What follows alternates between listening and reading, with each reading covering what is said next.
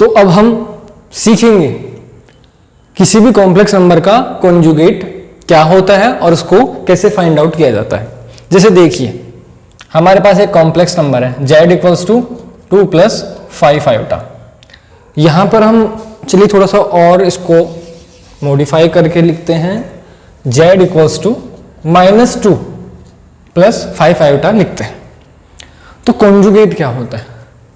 Conjugate ऐसा number होता है जिससे कॉम्प्लेक्स नंबर को मल्टीप्लाई करने पर हमें सिर्फ रियल पार्ट ही मिलेगा। मतलब हम दो कॉम्प्लेक्स नंबर को मल्टीप्लाई करेंगे और मल्टीप्लिकेशन करने पर हमें क्या मिलेगा? एक रियल नंबर मिलेगा। तो अब आप सोच रहे होंगे कि कौन से दो नंबरों को मल्टीप्लाई कर रहे हैं जो कॉम्प्लेक्स है। पहला तो ये गिवन है ही, इसका जो कॉन्जुगेट होगा वो भी कॉम्प्लेक्स होगा। इन दोनों को जब हम मल्टीप्लाई करेंगे और जो हमारे पास एंड रिजल्ट मिलेगा वो क्या होगा? एक रियल नंबर होगा। और मैं बताऊंगा कि वो रियल नंबर क्यों इंटरेस्टिंग है। पहले आप देखिए, सबसे पहले हम इसका कॉन्जुगेट लिखते हैं। कॉन्जुगेट को हम इस प्रकार शो करते हैं, z के ऊपर एक लाइन बनाते हैं, इसको हम बोलते हैं z बार। तो किसी भी कॉम्प्लेक्स नंबर का कॉन्जुगेट फाइंड आउट करने के लिए जो रूल है वो कुछ ऐसा है कि कॉम्प्लेक्स नंबर का जो रियल पार्ट है वही कॉन्जुगेट नंबर का रियल पार्ट होता है। मतलब इसका जो रियल पार्ट है वो भी इसका ही रियल पार्ट होगा। तो कॉन्जुगेट का रियल पार्ट भी -2 होगा। मतलब वो दोनों सेम होता है। मतलब कॉम्प्लेक्स नंबर का जो रियल पार्ट है वही उसके कॉन्जुगेट का रियल पार्ट होगा। सेम जो उसका इमेजिनरी पार्ट है कॉम्प्लेक्स नंबर का वही उसके कॉन्जुगेट का भी रियल पार्ट होगा। बस चेंज क्या होगा यहां पर कि उसका साइन अलग होगा। सिर्फ इमेजिनरी पार्ट का साइन अलग होगा, रियल पार्ट का साइन सेम होगा और इमेजिनरी पार्ट का साइन अलग अलग होगा। तो ऐसे हम किसी कॉम्प्लेक्स नंबर का कॉन्जुगेट पता करते हैं। अब मैंने आपको क्या बताया, कॉन्जुगेट ऐसा नंबर होता है जिससे इसको मल्टीप्लाई करने पर रियल नंबर मिलता है। अब हम उसको चेक करेंगे।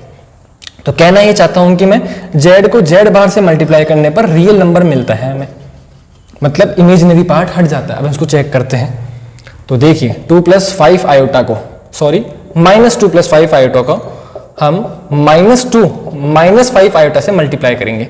-2 से इन दोनों को मल्टीप्लाई करते हैं, minus plus 2 × 2 = 4, minus plus 2 × 5 = 10 iota, plus 5 iota -2 से मल्टीप्लाई हुआ था, plus minus -5 × 2 = 10 iota, plus minus 5 × 5 = 25 and iota square.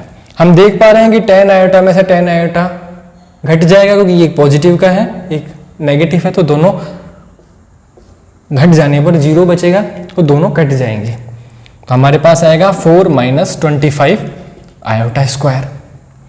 Iota square की वैल्यू कितनी होती है? आयोटा स्क्वायर की वैल्यू होती है -1। तो 4 माइनस प्लस 4 + 25 = 29। तो आपने देखा कि कॉम्प्लेक्स नंबर को उसके कॉन्जुगेट से मल्टीप्लाई करने पर हमें एक रियल नंबर मिला। मतलब उसने आयोटा एलिमिनेट कर दिया, आयोटा हट गया, इमेजिनरी पार्ट हट गया। है ना इंटरेस्टिंग चीज? ये किसी भी कॉम्प्लेक्स नंबर को आप उसके कॉन्जुगेट से मल्टीप्लाई कब करेंगे? जब आपको आयोटा एलिमिनेट करना होगा। तो आपको ये ट्रिक याद रखनी है कि जब भी हमारे पास कोई कॉम्प्लेक्स सिचुएशन आएगी या ऐसा कोई क्वेश्चन जिसमें बहुत सारे इंस्ट्रक्शंस दे रखे हैं जहां पे हमें आयोटा हटाना है, तो हम इस टेक्निक का यूज लेंगे कि हम कॉम्प्लेक्स नंबर को कैसे भी करके उसके कॉन्जुगेट से मल्टीप्लाई करने की कोशिश करेंगे जिससे वो क्या आयोटा वाले टर्म को हटा दे। हम आगे देखेंगे इस टेक्निक को कैसे अप्लाई करना है, पर आपको ये पहला जो रूल है ये याद रखना होगा। अब इसमें एक और इंटरेस्टिंग चीज है, ये जो नंबर है ना ये इस कॉम्प्लेक्स नंबर से भी कहीं ना कहीं लिंक करता है। वो कैसे लिंक करता है, आइए उस लिंक को ढूंढते हैं। उस लिंक को ढूंढने से पहले आपको एक और इंटरेस्टिंग चीज बताता हूं। क्या आप ये जो कॉम्प्लेक्स नंबर देख रहे हैं इसका जो मॉड्यूलस होगा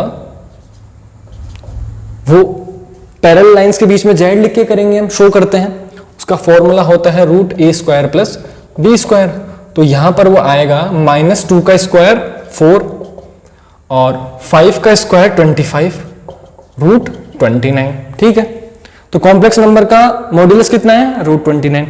अब हम कॉन्जुगेट का फाइंड आउट करेंगे मॉड्यूलस।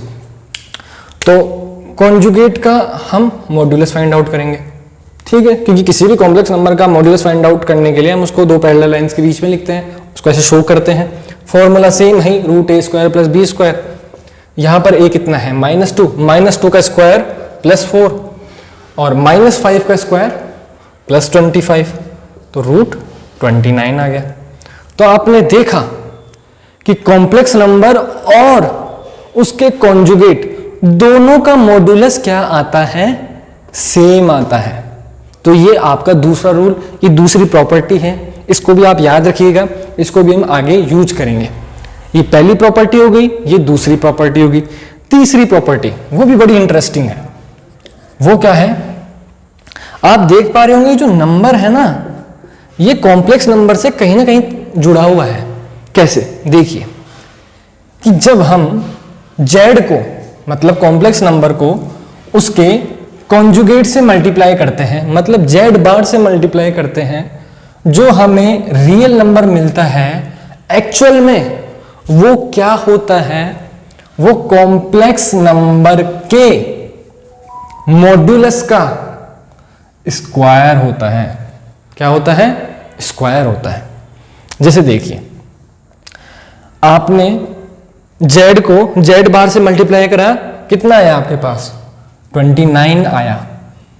मैंने क्या कहा आपको कि ये जो z को z बार से मल्टीप्लाई करने पर है, वो क्या होगा, कॉम्प्लेक्स नंबर के मॉड्यूलस के स्क्वायर के इक्वल आएगा।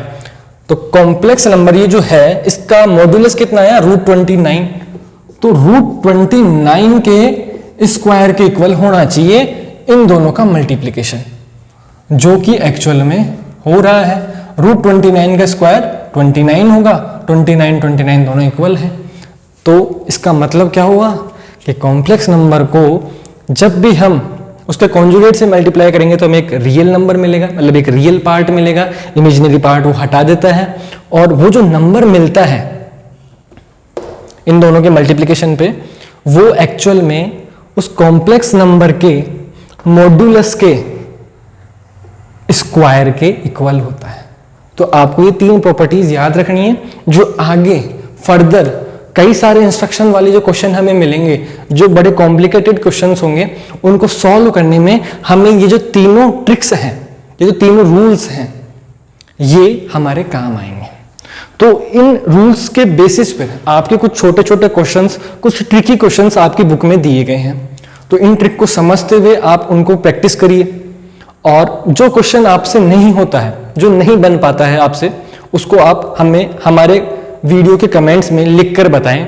जल्द से जल्द या तो हम उसका वीडियो सॉल्यूशन आपको देंगे, या हम आपको कमेंट्स में उसका रिटन सॉल्यूशन देंगे। तो हमारे चैनल पर बने रहिए और सीखते रहिए।